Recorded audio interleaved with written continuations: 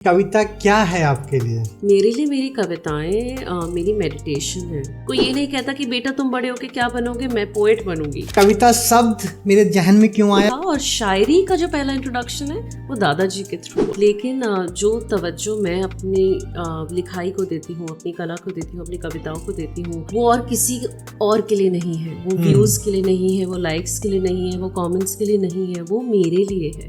आपके ऑस्ट्रेलिया वाले जो दिन थे उसमें शायद आप कॉमेडी कर रहे थे उस वक्त पे। मैंने कहा यार कॉमेडी करते हैं, यहाँ कोई इंडियन कॉमेडियन है नहीं, और वो भी इंडियन फीमेल कॉमेडियन। जब 2017 में मेरी पहली कविता यूट्यूब पे रिलीज हुई थी, उस टाइम स्पोकन वर्ड पोइट्री नाम की चीज यहाँ पे थी ही नहीं। सबसे अच्छा जो रूप है प्रिया का वो तब है जब वो अपनी कविताएं सुना रही है। आपको क्रोध को शांत करने में आपके लिटरेचर हेल्पफुल हुआ? मैं मानती हूँ कि मुझसे ज्यादा अच्छा लिखने वाले बहुत हैं। तो वो कॉमेडी से पोइट्री का रास्ता लिया और वापस पोइट्री की तरफ चली गई। आपकी पहली कविता क्या थी? मुझे जेन्युइनली याद नहीं है वो कविता। फिल्मों में काम करना है तो मैं चाहती हूँ मैं फिल्मों के गाने लिख रही हूँ। कि देश के मुद्दे जो पहले थे वो अब बदल चुके हैं। लव स्टोरी के बारे में और बताइए, कैसे आगे बढ़ी, क्या हुआ आगे? जूता जिसका काटता है वही जानता है कि जूता एग्जैक्टली कहाँ काटता है। पसंद है टैटू कराना? पोइट्री के बाद आपको जो दूसरा इश्क है? कोई भी टैटूज बिल्कुल नहीं पसंद अब जिंदगी में। मेरे 12 टैटूज हैं। आपने शायद बहुत अच्छी कविता लिखी हो, लेकिन अगर आप उसको स्टेज पर परफॉर्म नहीं कर सकते अच्छे से, that will not do well.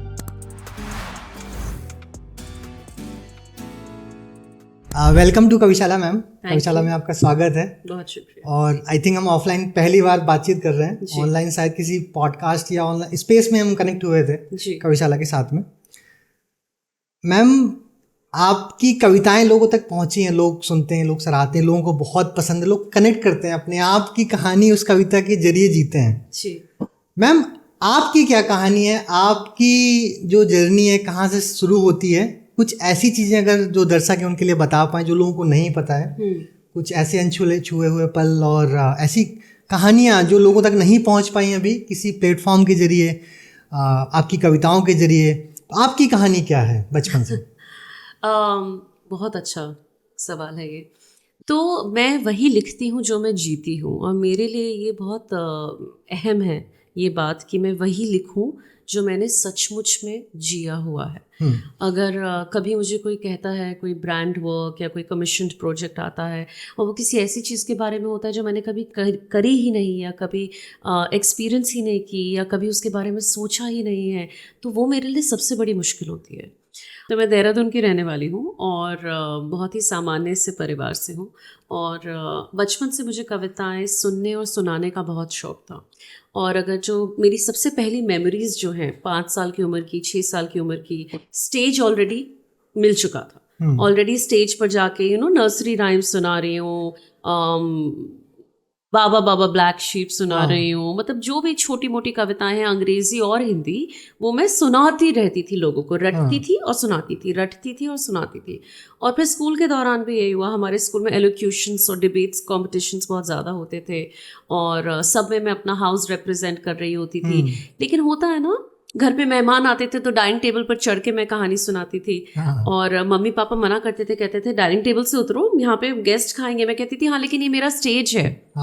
तो घर में तो स्टेज होता नहीं था, तो डाइनिंग टेबल को स्टेज बना लिया था। हमेशा लगता था कि कहीं ऊपर खड़े होके तब सुनाएंगे कविता, वो है असली कविता। तो वो सब बचपन में ही होने लगा था। लेकिन होता है ना कि हम इंडियन मिडिल क्लास फैमिलीज में हम कभी ये नहीं सोचते कि ये हमारा करियर है। कोई ये नहीं कहता कि बेटा तुम बड़े होके क्या बनोगे, मैं poet बनूंगी।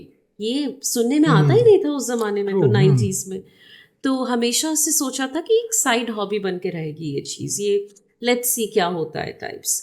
And I think life भी आपको ये सिग्नल्स बचपन में देती रहती है कि आप किस चीज़ के लिए बने हैं, किस चीज़ के लिए आपने जन्म लिया है। वो पहचानने में मुझे बहुत वक्त लगा। 30 साल लग गए almost. The first time I got on stage I was 29 years old. So I've only been doing it like for the last 6 years. तो इतने साल बाद जाकर इसको, when I say first time on stage I mean spoken word poetry को लेकर, जहाँ कविताएं लोगों तक पहुँचाना शुरू किया, और वो भी खुद की लिखी हुई कविताएं। तो वो बहुत लेट हुआ, और वो विश्वास बहुत लेट आया कि ये काम हो सकता है, कि कला भी मेरा काम बन सकती है। And that has been a beautiful journey. Okay, पहला जैसे मैं अगर कविताओं के लिए अपना पहला प्रोत्साहन या पहला मोटिवेशन की कविता शब्द मेरे जहन में क्यों आया ये, या कविता लिखनी है पढ़नी है, वो मुझे मेरे संज्ञान में कैसे आया जी। क्योंकि मेरे बाबा कविताएं लिखते थे, उनकी किताबें मैंने पढ़ी, उस जरिए वो कविताएं मेरे तक पहुंची। आपका वो जरिया क्या था? आपने बोला आप क्लास 5th 6th से पोइट्री करते, बट वो जरिया क्या बना, कैसे पोइट्री आप तक पहुंची? जी मेरे दादाजी, तो मेरे दादा दादी लाहौर से सीधे देहरादून आए थे प्री पार्टीशन से कुछ महीने पहले। और मेरे दादा सिर्फ अंग्रेज़ी, उर्दू और पंजाबी ही बोलते थे और लिखते थे। हिंदी लिखना उन्हें आता नहीं था। तो मुझे याद है कि मैं क्लास 4th या 5th में थी और उनको कोर्ट में, वो कंस्ट्रक्शन के काम में थे, और उनको कोर्ट में कुछ लिख के भेजना था और उनको वो हिंदी में लिख के भेजना था। उन्होंने मुझे अपने ऑफिस बुलाया, बोला कि बेटा मैं बताता हूँ, तुम इसको हिंदी में लिखो। और वो पहली बार मुझे रियलाइज हो कि आप क्यों नहीं लिख सकते हिंदी में। और तब उन्होंने कहा कि मैं तो सिर्फ उर्दू, पंजाबी और इंग्लिश में ही लिख पाता हूँ। मैंने कहा अच्छा।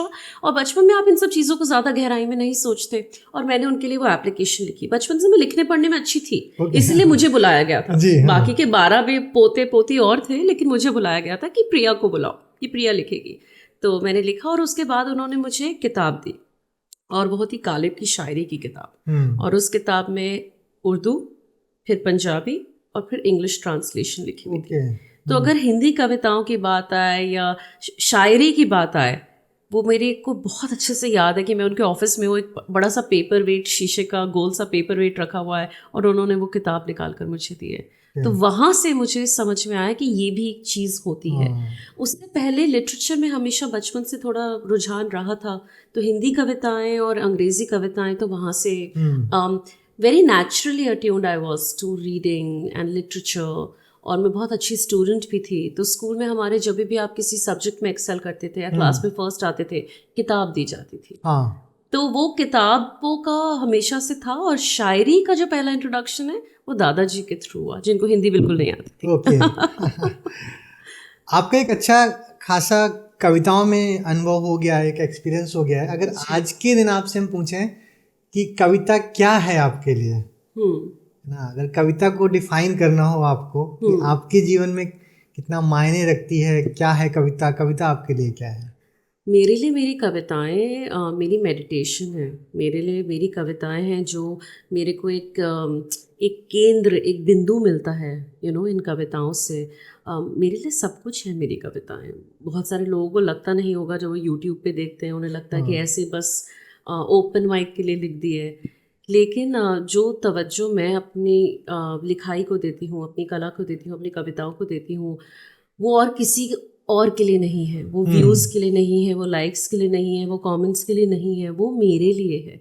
क्योंकि जब मैंने लिखना शुरू किया था, जब 2017 में मेरी पहली कविता यूट्यूब पे रिलीज़ हुई थी, उस टाइम स्पोकन वर्ड पोइट्री नाम की चीज़ यहाँ पे थी ही नहीं। सिर्फ आई थिंक आरण्या जौहर और एक याया बूटवाला की कविताएं आई थी, बट कोई भी इसको एज अ करियर नहीं देखता था। मैं भी नहीं देखती थी। मैं मानती हूँ कि ज़िंदगी में आप जिस चीज़ को पूरी श्रद्धा से, पूरे प्रेम से करेंगे, वही चीज़ अंत में जाकर आपको उतना ही प्रेम और उतना ही श्रद्धा वापस देगी। और मेरी कविताएं ऐसे ही शुरू हुई हैं, और इसीलिए ये प्रेम वापस मेरी तरफ आया, इसीलिए ये श्रद्धा वापस मेरी तरफ आई है। शुरू में इतना डीपली नहीं सोचती थी इन चीज़ों के बारे में, क्योंकि मैं टीवी कर रही थी, बाकी कुछ, मैं भी उस रेस में भाग रही थी, और ये हमेशा की तरह हो रहा था। अपने अंदर अपने आप को जाहिर करना था, अपने आप को एक्सप्रेस करना था, व्यक्त करना था, चाहे कैसे भी करूं। लेकिन पिछले 2 या 3 सालों में कविताएं मेरे लिए मेरा सब कुछ बन चुकी है। और ये चीज़ मुझसे कोई नहीं छीन सकता, कोई भी नहीं। ना उम्र, ना कोई किसी भी तरह का फेम, 100 कवि और आ जाएं, नथिंग, बिकॉज ये सिर्फ मेरी अपनी है and no one else has access to it. तो मैं उस तरह से देखती हूँ अपने कविताओं को। और अब जब मैं परफॉर्म भी करती हूँ, जब मैं स्टेज पर होती हूँ, I feel that I am my best version. वो सबसे अच्छी प्रिया वही है, सबसे नेक प्रिया वो है, सबसे सुंदर प्रिया वो है, सबसे अच्छा जो रूप है प्रिया का वो तब है जब वो अपनी कविताएं सुना रही है। बाकी सब कुछ तो इज़ अ मास्क जो हम सब ओढ़ के रखते हैं। We are all playing different roles, पर आई थिंक जब मैं स्टेज पर होती हूँ, मेरे लिए मेरा स्टेज मेरा मंदिर है। थोड़ा कविताओं से हटते हैं जी। मैम, मैं पढ़ रहा था और हमारी टीम ने भी एक आपका कहीं से प्रोफाइल निकाला, जी उसमें आपने कॉमेडी भी की है। जी। तो वाह, थोड़ा गुड वो जर्नी रिसर्च। कैसी थी वो मैं समझना चाहूँगा आपसे। आपके ऑस्ट्रेलिया वाले जो दिन थे उसमें शायद आप कॉमेडी कर रहे थे उस वक्त पे। जी। तो हुआ क्या, मैं ऑस्ट्रेलिया तो चली गई और बहुत ही वेस्टर्न टीनेजर रही थी मैं बचपन में, तो सोच रही थी वाह यहाँ तो बहुत अच्छा सब कुछ रहेगा, और वहाँ गई और एकदम से लगने लगा कि ये तो मेरे लिए नहीं है, ये मेरी ज़िंदगी नहीं है, मैं लॉन्ग टर्म में अपने आप को यहाँ नहीं देख सकती, मैं नहीं चाहती कि मेरे बच्चे यहाँ जन्म लें, मैं नहीं चाहती कि मैं पूरी ज़िंदगी यहाँ रहूँ, लेकिन अपने आप को ये चीज़ समझाना is a very long process. तो अंदर बहुत ज़्यादा क्रोध था, मेरी आधी से ज़्यादा कला जो है, जो जन्म लिया है वो क्रोध से लिया है। इनफैक्ट मेरी जो पहली अपनी कविता थी स्पोकन वर्ड पोएम, वो भी बहुत एंग्री कविता थी, वो एक ब्रेकअप से रिलेटेड थी। तो दो तरीके होते हैं आपको अपना गुस्सा जाहिर करने के, एक होता है कि आप चिल्ला लो, कोई चीज़ तोड़ दो, किसी से लड़ लो, और दूसरा होता है कि आप उस क्रोध को अपनी कला में डाल दो। I had a lot of suppressed anger in me because of things that the way the country used to run, racism, बहुत सारी और भी चीज़ें। तो मैंने कहा यार कॉमेडी करते हैं, यहाँ कोई इंडियन कॉमेडियन है नहीं, और वो भी इंडियन फीमेल कॉमेडियन। तो मैं एक दिन गई और उनका, जैसे हमारे यहाँ पोइट्री के ओपन माइक्स होते हैं, उनके कॉमेडी के भी ओपन माइक्स होते हैं, एंड 9 और 10 लोग आते हैं और अपना अपना सेट परफॉर्म करते हैं, 5-5 मिनट का स्लॉट होता है। मैंने उस 5 मिनट में अपनी बस आप बीती सुनाई कि मैं जब से ऑस्ट्रेलिया आई हूँ ये हुआ है, वो हुआ है, वो हुआ है, वो हुआ है, and I one that heat. तो वो एंड में एक एक्नॉलेजमेंट देते हैं किसी को $50 का, कि आपको वो मिलता है कि आपका सबसे बेस्ट सेट था आज का। तो वो जब हुआ, और उससे पहले मुझे कॉमेडी का ज़्यादा कभी एक्सपीरियंस नहीं था, तो वो हो गया। उसके बाद फिर पोइट्री भी सुनती थी, मैंने कहा स्टेज यहाँ पे मिला है, मैं चेक करती हूँ यहाँ पोइट्री का क्या है। फिर ऑस्ट्रेलियन पोइट्री स्लैम में गई, वो जीत गई। तो वो कहीं ना कहीं लाइफ ने और लक ने भी मेरा बहुत साथ दिया है। और मैं बहुत मानती हूँ अंकुर, मैं मानती हूँ कि मुझसे ज़्यादा अच्छा लिखने वाले बहुत हैं, मैंने खुद देखे हैं, मैंने खुद पढ़े हैं, खुद एक्नॉलेज किया है, मेरे से ज़्यादा सुनाने वाले भी बहुत हैं। तो टैलेंट और लक, ये दोनों चीज़ें आपके पास होनी चाहिए। मैंने ऐसे बहुत सारे लोग देखे हैं जो इतने टैलेंटेड हैं, लेकिन लक ने कभी उनका साथ नहीं दिया, और मैंने ऐसे भी लोग देखे हैं जो वेरी सब्जेक्टिवली, जिनका टैलेंट एवरेज है, लेकिन लक और डेस्टिनी ने उनका बहुत साथ दिया है। और मैं मानती हूँ कि मेरे उस जब मैं गई स्टेज पर पहली बार, लक ने मेरा बहुत साथ दिया। I was probably at the right place at the right time, you know. तो हाँ, उसके बाद पोइट्री शुरू हो गई, तो लगा कि कॉमेडी में ना थोड़ी एफर्ट डालनी पड़ती है, मुझे नेचुरली मेरी तरफ नहीं आ रही है। पोइट्री मुझे याद आ गई बचपन वाली प्रिया, कह रही है तो मैं बचपन में भी सुनाती थी, तो it was a more natural process for me. और मैं टॉपिकल कॉमेडी करती थी, I used to talk a lot about political stuff that was happening, तो वो 15 दिन बाद कुछ और हो जाता है, then you need to change your entire set. और कविताएं मेरे पास नेचुरली आती थी, तो वो कॉमेडी से पोइट्री का रास्ता लिया, और वापस पोइट्री की तरफ चली गई। ओके मैम, अभी बातचीत में काफ़ी कुछ कवर हो गया। वैसे आपने जैसे बताया कि आपको क्रोध को शांत करने में आपके लिटरेचर हेल्पफुल हुआ जी। ओवरऑल। एक जो इंडिविजुअल का डाउन टाइम होता है, कभी संघर्ष चल रहा होता है ज़िंदगी में, उस वक्त पे कविताएं, साहित्य, लिटरेचर किस तरीके से उसको हील करने में हेल्पफुल होता है?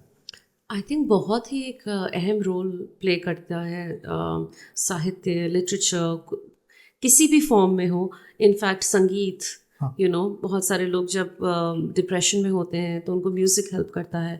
इनफैक्ट अगर आप थेरेपी में देखें तो बहुत सारे जो मेंटल हेल्थ के फैसिलिटीज़ होती हैं, उनमें रोज़ सुबह म्यूज़िक बजाया जाता है। क्यों?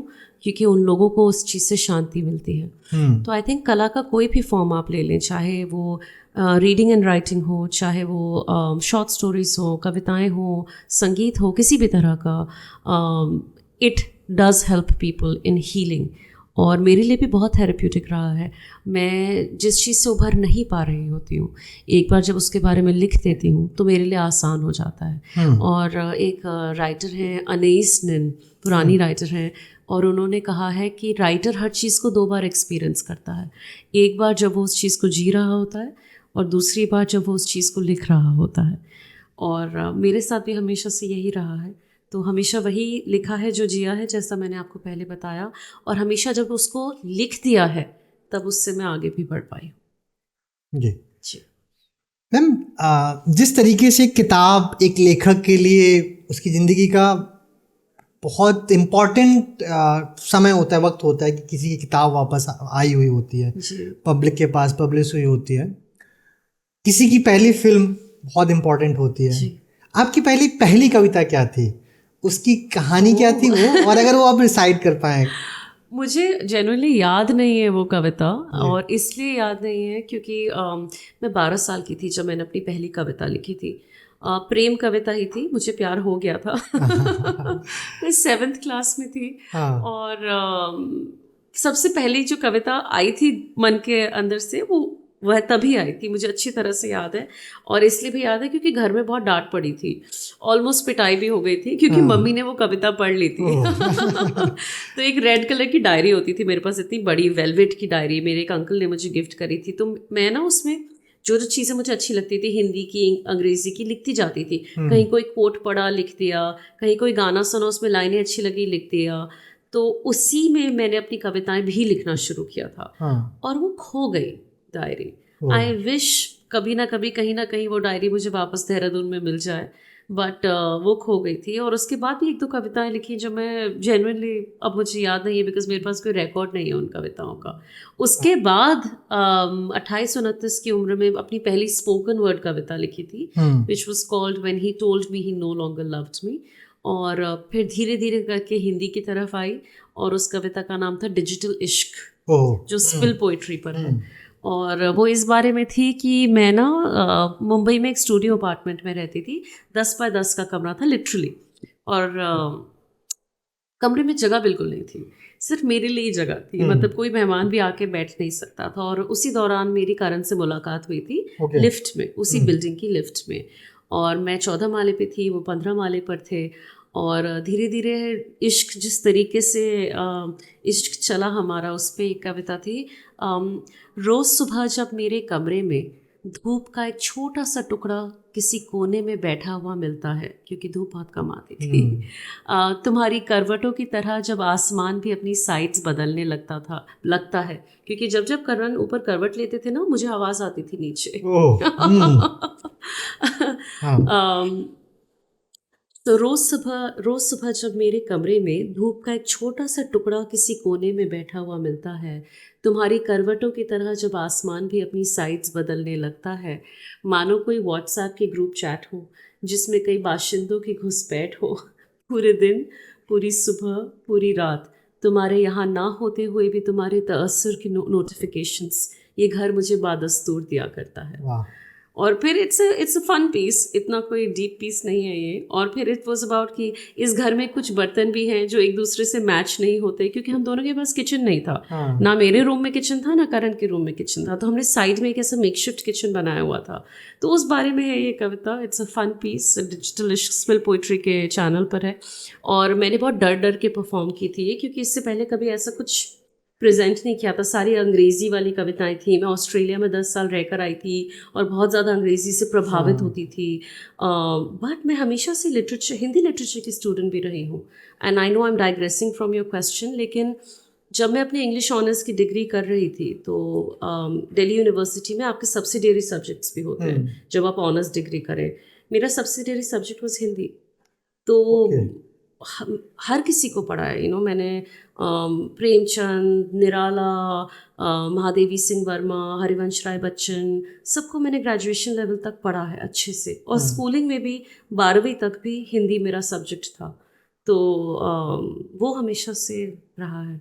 और वापस वहीं आ गई। मेरी ज़िंदगी में हर चीज़ वापस आई अंकुर। इसीलिए मैं सब लोगों को बोलती हूँ कि life definitely comes a full circle. और जिस चीज़ से मैं हमेशा से बचपन से भागी हूँ, वो चीज़ तो अपने आप ऐसे आई है कि बस उसको आप नज़रअंदाज ही नहीं कर सकते। अब मुझे कोई कहता है इंग्लिश की कविता लिखने के लिए, मैं 10 बार सोचती हूँ, because I don't enjoy it.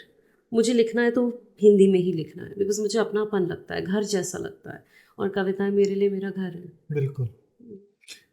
आपने सर की बात की, करण जी, थोड़ा आपकी जो प्यार वाली कविताएं हैं वो लोगों तक पहुंचती हैं। थोड़ा लव स्टोरी के बारे में और बताइए, कैसे आगे बढ़ी, क्या हुआ आगे, क्योंकि उनका साहित्य में कोई इंटरेस्ट नहीं है ना। तो करण तो किताबों से भागते हैं। तो करण से मेरी मुलाकात हुई थी 2017 में। और मैंने स्पोकन वर्ड पोइट्री लिखना तो ऑलरेडी शुरू कर दिया था उस टाइम से, परफॉर्म भी करना शुरू कर दिया था, लेकिन हिंदी कविताएं जो शुरू हुई हैं, जो एक्चुअली में बहुत लोगों तक पहुंची, सबसे ज़्यादा जो प्रशंसा मिली है वो उन्हीं से मिली, प्रेम कविताओं से ही, वो सब करण पे ही बेस्ड है। और मेरी और करण की लव स्टोरी पर ही बेस्ड है। एंड मुलाकात हुई लिफ्ट में, और मैं मानती हूँ कि जब आप किसी से भी किसी कोइंसिडेंस से मिल जाते हैं, एक अकस्मात तरीके से मिलते हैं, मेरे लिए वो एक चमत्कार है जो कायनात आपके लिए, कुछ तो जादू है कहीं ना कहीं टाइमिंग का। तो मान लीजिए अगर मैं 2 सेकंड और लेट होती तो वो लिफ्ट ऑलरेडी ऊपर चली जा चुकी होती। तो मेरे लिए वो एक बहुत बड़ा चमत्कार था करण से मिलना, और जिस तरीके से हम मिले, और उसके बाद दोस्ती हुई, दोस्ती के बाद प्यार हुआ, और rest is history, I think everyone knows. But एक कहानी मैंने लिखी थी इस बारे में जिसका नाम है मेरा ऊपर वाला, इसलिए क्योंकि मैं 14 माले पे, वो ऊपर 15 माले पे। और उस दौरान मैं बहुत ज़्यादा बीमार चल रही थी, मेरी तबीयत बिल्कुल ठीक नहीं थी, और मैं मुंबई में अकेले रहती थी, और करण ने सचमुच में मेरे लिए ऊपर वाले वाला काम किया था। वो आए थे नीचे, ना मेरी उनसे उस समय दोस्ती थी, सिर्फ जान पहचान थी, एक आधा बार बात हुई थी, वो मुझे हॉस्पिटल लेकर गए थे, उन्होंने मेरी बहुत ज़्यादा मदद की थी।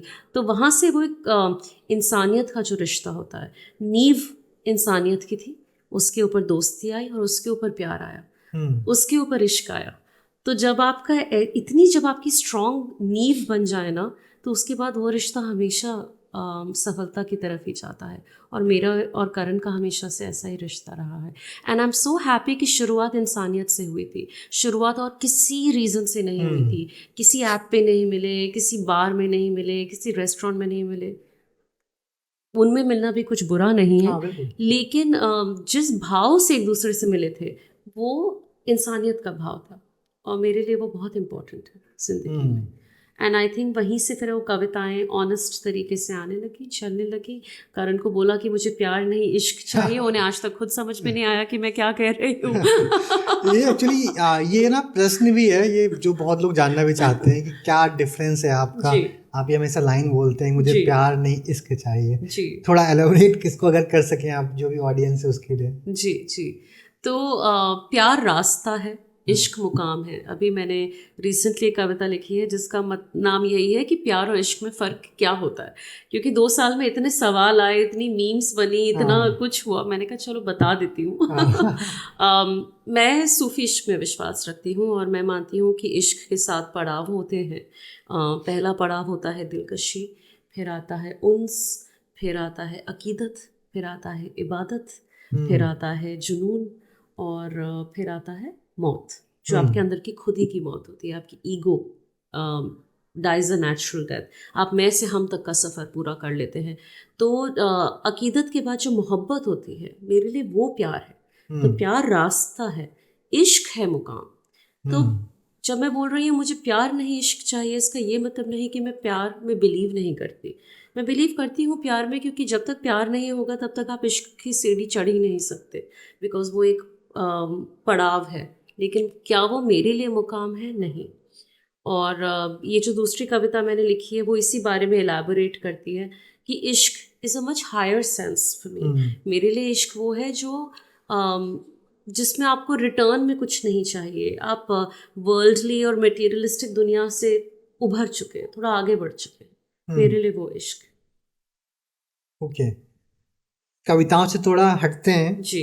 आपको फिल्मों में देखा जी, वेब सीरीज थी एक ये काली काली आंखें, उसमें देखा जी। तो क्या कुछ ऐसा प्लान है कि आगे आप फिल्मों में दिखेंगे या किसी वेब सीरीज में? मुझे एक्टिंग अच्छी लगती है लेकिन इतनी अच्छी नहीं लगती। मैं थोड़ा बोर हो जाती हूँ एक्टिंग से, because and I tell you the reason why, क्योंकि स्क्रिप्ट किसी और ने लिखी होती है, तो वो पढ़कर आपको वो बनना और उसको करना is a different kind of skill. और बहुत सारे लोग होते हैं जिनके लिए वो मेडिटेशन है, वो उनका काम है, वो उनकी कला है। मेरे लिए मेरा कोर नहीं है, मेरा कोर कविताएं हैं, मेरा कोर कहानियाँ भी नहीं है। मेरे को कहानियाँ लिखने में भी और सोचने में भी एफर्ट लगती है। सबसे ज़्यादा नेचुरली एफर्टलेस जो ज़िंदगी में आता है, जो मेरे अंदर से पानी की तरह बहता है, वो है कविताएं। बाकी जो सब कुछ साइड में है, जो हवा में है, वो है एक्टिंग, हवा में है स्टोरी टेलिंग, हवा में है एंकरिंग एंड होस्टिंग, हवा में है वेब सीरीज़। वो सब मेरे लिए साइड का काम है जो मैं एंजॉय करती हूँ, ऐसा नहीं है। लेकिन क्या मैं ज़िंदगी भर वो करना चाहती हूँ? नहीं। अगर कोई बहुत अच्छा रोल आता है, मन करता है करने का, स्पेशली अगर थिएटर आता है। अभी नीता मुकेश अंबानी कल्चरल सेंटर में जो प्ले हुआ था ग्रेट इंडियन म्यूजिकल, उसमें मैंने गांधारी का रोल किया था। और अभी हमारा सीजन 2 आने वाला है, तो वो मुझे ज़्यादा अच्छा लगता है स्टेज पर काम करना। कैमरे के सामने काम करना भी अच्छा है, लेकिन कैमरे के पीछे आई एम हैप्पी। मैं अगर फिल्मों में काम करना है तो मैं चाहती हूँ मैं फिल्मों के गाने लिख रही हूँ, मैं तब ज़्यादा खुश रहूँगी। अदाकारा कोई भी बन सकता है। बिल्कुल। इवन अभी कुछ वक्त पहले मनोज वाजपेयी से बात चल रही थी, तो उनका भी यही बोलना है कि साहित्य सबसे ऊपर है। उनकी एक्टिंग में भी साहित्य की वजह से निखार आता है। बिल्कुल बिल्कुल, क्योंकि देखिए जो सबसे अच्छे एक्टर्स होते हैं, and I have so much respect for actors, वो हमेशा कैरेक्टर की बैक स्टोरी के बारे में बात करते हैं, जो कभी कभी लिखी भी नहीं होती। वो हमेशा पूछते हैं कि इस किरदार की कहानी क्या है। तो कहानी यानी कि साहित्य, तो वो भी एक कला ऐसी है जो साहित्य से ही जुड़ी हुई है, लिखी गई है। हर किरदार की कहानी है, जो पहले की कहानी है, आगे की कहानी है। शायद इसीलिए आई एन्जॉय इट, बट मेरा कोर नहीं है। मतलब शायद देख लेंगे, अगर कोई अच्छी फिल्म आ गई कर लेंगे, बट नहीं भी आई तो कोई मलाल नहीं है इस पर। बिल्कुल। आपकी कविताओं के बाद जो चर्चा रहती है या फिर सुर्खियों में जो चीज़ रहती है वो आपके टैटू है। ये हम शायद अभी देख भी रहे थे, कई सारे आर्टिकल्स उनमें हुए हैं। क्या कहानी, आपको बहुत ज़्यादा पसंद है टैटू कराना? पोइट्री के बाद आपको जो दूसरा इश्क है जी, ये वो है? एक्चुअली मुझे अपने कोई भी टैटूज़ बिल्कुल नहीं पसंद अब ज़िंदगी में। मेरे 12 टैटूज़ हैं और उनमें से 2 मैं ऑलरेडी हटवा चुकी हूँ लेज़र से। ओके। बिकॉज मुझे अब बिल्कुल नहीं पसंद। लास्ट टैटू मैंने जो करवाया था वो था 2017 में। तो पिछले 6 सालों में मैंने बिल्कुल टैटूज़ नहीं करवाए हैं, और इनफैक्ट अब जब देखती भी हूँ तो अजीब सा लगता है। तो ये 20s की निशानियाँ हैं जो शायद 30s तक मुझे अच्छी नहीं लगती। So I am not a fan of tattooing any more. पहले शौक था बहुत ज़्यादा, अब बिल्कुल भी नहीं है। तो ये मेरे डॉग का नाम था कर्मा, और ये उनका पॉ का निशान था। मुझे बस एक ये पसंद है, और बाकी ये मैं तो चाह रही हूँ कि सब हट जाए, निकल जाए, तो भी मुझे कोई बात नहीं। पहले ना मुझे लगता था कि कुछ चीज़ें हैं ज़िंदगी में जिनको मैं हमेशा अपने साथ लेकर चलना चाहती हूँ, और उनको साथ लेकर चलने का तरीका है टैटू करवा लो। अब मुझे लगता है कि वो चीज़ें मेरे साथ हैं, मुझे उन्हें किसी और को दिखाना या दर्शाना या प्रदर्शित करना ये मेरे लिए ज़रूरी नहीं है। जो चीज़ें हैं वो जहन में अंदर है और अंदर ही रहनी चाहिए। तो बहुत बदलाव हुआ है मेरे 20 से 30s की प्रिया में। एक्चुअली 20s वाली प्रिया से आप पूछते, वो कहती यस। ये वाली प्रिया कहेगी नो, और मैं हट पा रही हूँ धीरे धीरे। जिसमें एक्चुअली ज़्यादा दर्द होता है। टैटू बनवाने से ज़्यादा दर्द टैटू हटवाने में होता है, और पैसा भी ज़्यादा लगता है। Almost 5 times more you and up paying, and it's a very painful process. तो वही चीज़ टैटू करवाइए जो चीज़ आप सच में ज़िंदगी भर अपने साथ लेकर आगे चलना चाहें, not just inside but also outside. So important tips है। एक इम्पॉर्टेंट टॉपिक है मैम, कि हम लोग पुराने जितने भी लेखक हैं, कवि, उनको पढ़ते हैं। दुष्यंत कुमार हुए, दिनकर हुए, महादेवी वर्मा हुई, आप इनको अभी भी पढ़ते हैं। हाँ, जो ये एक तो ये विंग हुआ राइटर्स का पहले का। अभी के जो राइटर्स आ रहे हैं, जो नए लेखक निकल के आए हैं, 2 चीजें मैं आपसे उनके बारे में जानना चाहता हूँ। पहला, जो मुद्दे हैं देश के, समाज के, इतने सारे रेप की खबरें आती हैं, घरों में अलग अलग तरीके की मतलब चीज़ें चल रही होती हैं, लोग परेशान कर रहे होते हैं, लड़ाइयाँ चल रही होती हैं, बहुत सारे मुद्दे हैं। वो चाहे राजनीति को लेके हों, चाहे समाज को लेके हों, चाहे व्यक्ति, किसी इंडिविजुअल एक एक व्यक्ति को लेके हों। क्या लेखक उनके ऊपर खुल के लिख पा रहा है? और दोनों में अगर परिवर्तन देखा आपने, पुरानी लेखनी में और आज की लेखनी में, क्या कारण लगता है, क्यों वो परिवर्तन आया होगा, अगर कोई परिवर्तन दिखता है आपको? देखिए, देश के मुद्दे जो पहले थे वो अब बदल चुके हैं। हमारे देश में जो समस्याएं पहले थीं, वो जो समस्याएं आज हैं, कुछ समस्याएं सेम हैं लेकिन कुछ समस्याएं बहुत डिफरेंट हैं। ये इकोनॉमिक कंडीशंस डिफरेंट हैं, पॉलिटिकल कंडीशंस डिफरेंट हैं। जब फैज़ अहमद फैज़ ने वो लिखी थी हम देखेंगे, राइट, तब उनके पैरों में बेड़ियां थी, राइट। आज हम लोग लिख रहे हैं एसी घरों में आराम से बैठकर अपने लैपटॉप पे iMac पे टाइप हो रहा है। तो ऑब्वियसली वातावरण डिफरेंट है, हमारा ये सिचुएशंस डिफरेंट है। और जिन राइटर्स ने पार्टीशन देखा है, पार्टीशन का आफ्टर मैथ देखा है, मैं गुलजार साहब की बायोग्राफी पढ़ रही हूँ जो उनकी डॉटर ने लिखी है, विच इज़ कॉल्ड वो जो है, और उसका English version is because he is. वो बताती हैं कि गुलजार साहब पार्टीशन के बारे में जब भी याद करते थे तब वो हमेशा ऐसा कुछ लिखते थे which was very heartfelt, because उन्होंने वो देखा है। आपने और मैंने वो नहीं देखा। आपने और मैंने और चीज़ें देखी हैं जो शायद उतनी ज़्यादा दर्दनाक ना हो, राइट। और जो आज के राइटर्स हैं उनका दर्द अलग है, पहले के राइटर्स का दर्द अलग था। खुल के लिख पा रहे हैं या नहीं ये वो जानेंगे। मैं पॉलिटिकल राइटिंग नहीं करती खुद, तो इसलिए मेरे को इस बारे में इतनी जानकारी नहीं है। बट हाँ, मुद्दे तो बदले हैं ना, सिचुएशंस भी बदली हैं। आई थिंक कभी कभी हम राइटर्स, और मैं भी इस बात की गिल्टी हूँ, कभी कभी हम दर्द नहीं भी होता है तो कहीं ढूंढने निकल जाते हैं पर्सनल दर्द। और कई बार वो जो पर्सनल दर्द है हम उसको आसपास भी ढूंढते हैं कि और क्या क्या चीज़ें हैं जिनके बारे में हम लिख सकते हैं। समस्याएं और दर्द और संघर्ष, चाहे वो फाइनेंशियल हो, चाहे वो नेशनल हो, चाहे वो पॉलिटिकल हो, कोई भी कभी किसी का पूरी तरह से नहीं समझ सकता। जूता जिसका काटता है वही जानता है कि जूता एग्जैक्टली कहाँ काटता है। और अगर मैंने उस इंसान का जूता नहीं पहना हुआ तो मैं कभी उसका दर्द नहीं समझ सकती। तो जो लोग गाँव में बैठकर लिख रहे हैं गाँव की प्रॉब्लम्स के बारे में, उनके लिए वो प्रॉब्लम्स बहुत रियल हैं अंकुर। मेरे लिए वो प्रॉब्लम इसलिए नहीं रियल है क्योंकि मैं तो अपने घर में बांद्रा में बैठी हुई हूँ, मुझे क्या पता। तो मैं अगर यहाँ बैठ के बोलूँ कि उनकी वो प्रॉब्लम रियल नहीं है तो ये गलत होगा मेरे लिए। और अगर वो वहाँ बैठ के बोलें कि जो प्रिया की प्रॉब्लम्स है वो प्रिया के लिए रियल नहीं है, वो भी गलत है।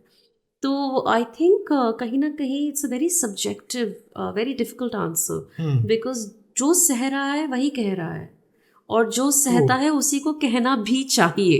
आई think that's the point I am trying to make. कई बार हम सह नहीं रहे होते लेकिन कह रहे होते हैं, वहाँ थोड़ा सा मुझे इम्बैलेंस फील होता है।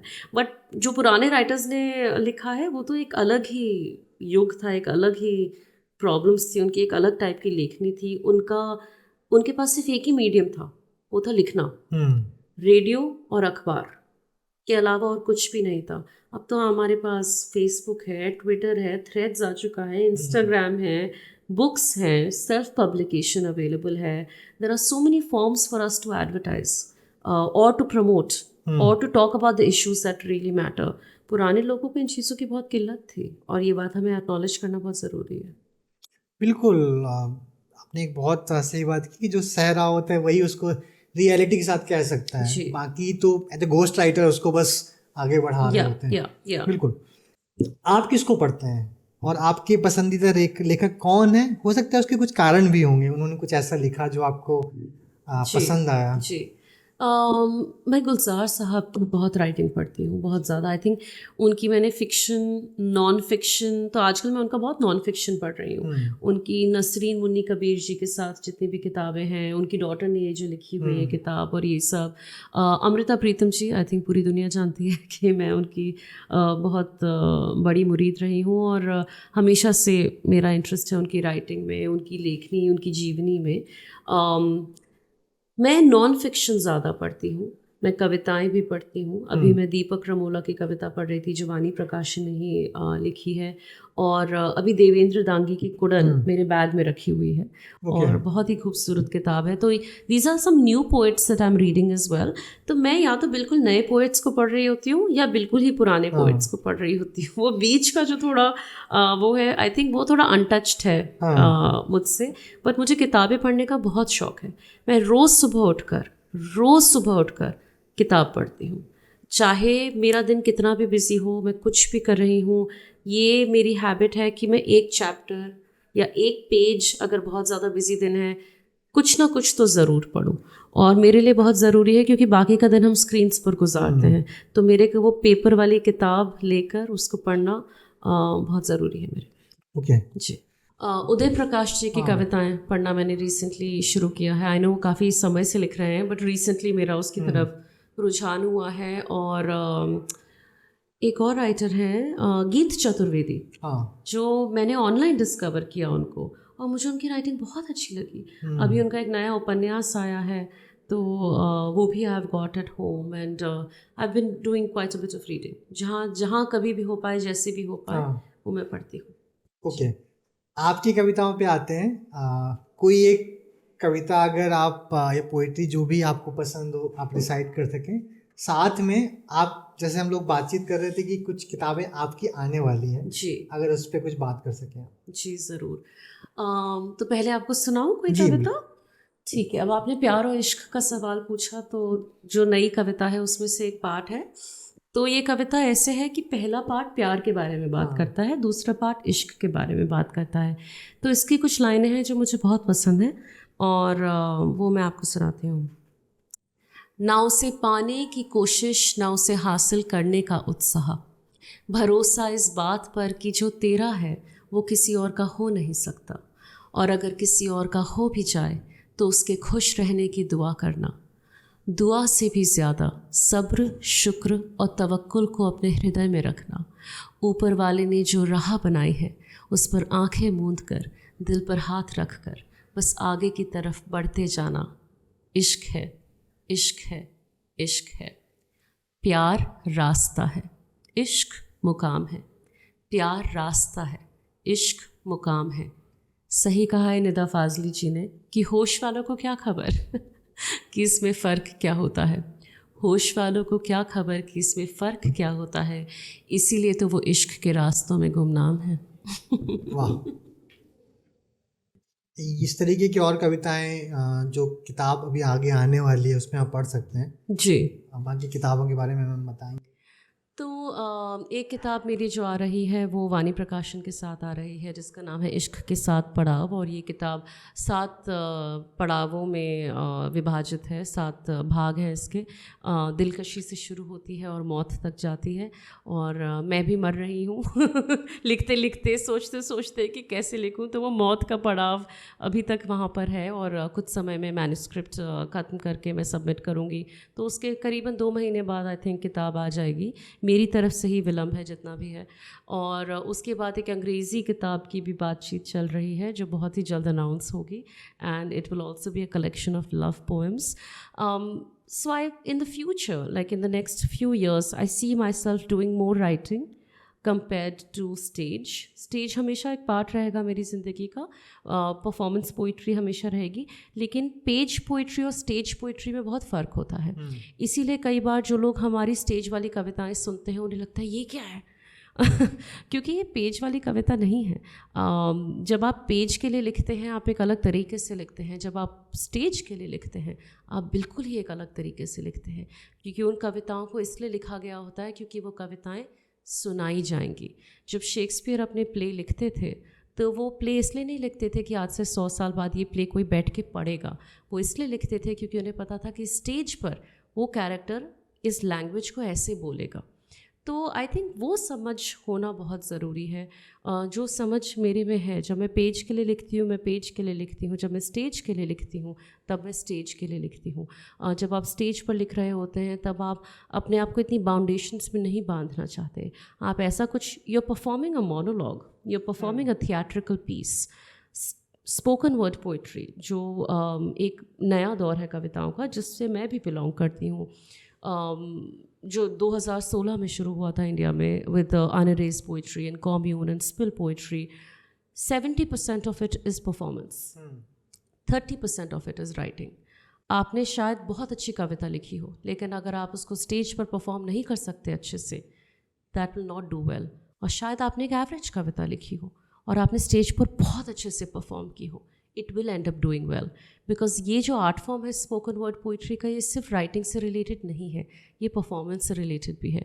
इसको कई जगह पे परफॉर्मेंस पोइट्री भी बोला जाता है। और ये आया कहाँ से है?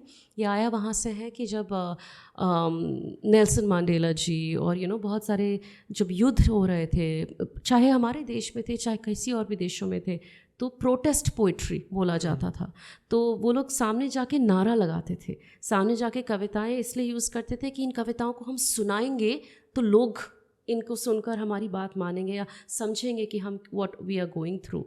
तो वो पेज पर तो लिखते ही थे, अखबार सर्कुलेट कराते थे, लेकिन जाके बहुत ही पैशनेटली उनको सुनाते भी थे। सो आई थिंक वहाँ से ये आर्ट फॉर्म शुरू हुआ है। और हमारे देश में भी बैंतबाजी, बोलियाँ, इन सब का कब से रिवाज रहा है। तो ये कहीं ना कहीं एक उसका ही मॉडर्न वर्जन है।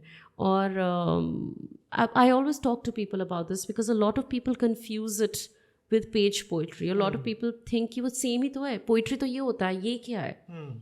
ये भी है, ये एक अलग आर्ट फॉर्म है, it's a modern version of art form. And I think ये सब कलाओं के साथ हुआ है। ये जब स्टैंड अप कॉमेडी आई थी, तब जितनी भी ट्रेडिशनल व्यंग करते थे लोग, ट्रेडिशनल कॉमेडी जो लोग करते थे, उन लोगों ने कहा ये क्या है, लेकिन देखिए आज ये क्या से क्या है। And I think spoken word poetry has had a very similar journey. जो आप सुनते हैं स्टेज पर वो एक अलग आर्ट फॉर्म है, जो आप पढ़ते हैं पेज पर वो एक अलग आर्ट फॉर्म है। मैं बहुत भाग्यशाली हूँ कि दोनों आर्ट फॉर्म्स में मैंने अपने आप को हमेशा से रमाए हुए रखा है। But it is a beautiful time to be a part of this poetry circuit. And I think Kavishala में आप लोग भी दोनों चीज़ों को प्रोत्साहन देते हैं, दोनों तरह के पोएट्स आते हैं।